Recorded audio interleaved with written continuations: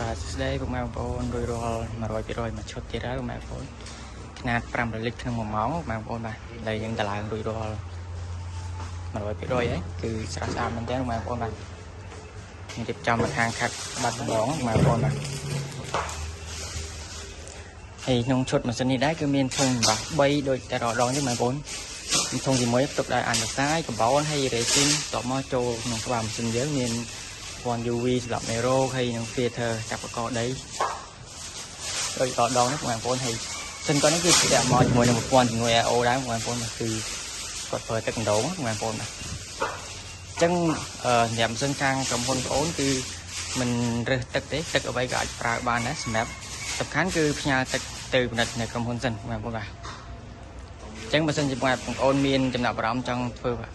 អាជីវកម្មផលិតទឹកបរិសុទ្ធបងប្អូនអាចតាក់ទងខាងក្រុមហ៊ុនបងប្អូនបាន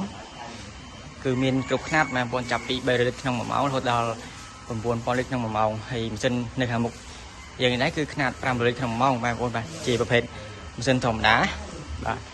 ហើយធុងមួយនៅចុងគេនេះគឺប្រភេទធុងរសជាតិបងប្អូនបាទបង្កើនរសជាតិឲ្យផ្អែមស្រទន់ចុងមាត់អញ្ចឹងណាបងប្អូនបាទ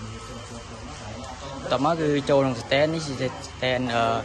ទុកទឹកឆ្អិនរបស់យើងទឹកសុទ្ធណាតពីស្តែនមកគឺយើងចូលដល់ទឹកច្រកមានប្រវែង3ម៉ែត្របងប្អូនគេហៅថាតុករៃណានេះគឺក្បាលលាង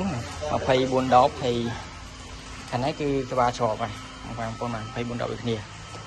ខ្ញុំទៅគឺមួយសេតមកហ្មងបាទបងប្អូនចាំទៅចូលធ្វើទេហើយនេះគាត់កំពុងតែរៀនពីខ្ចប់បងប្អូនបាទ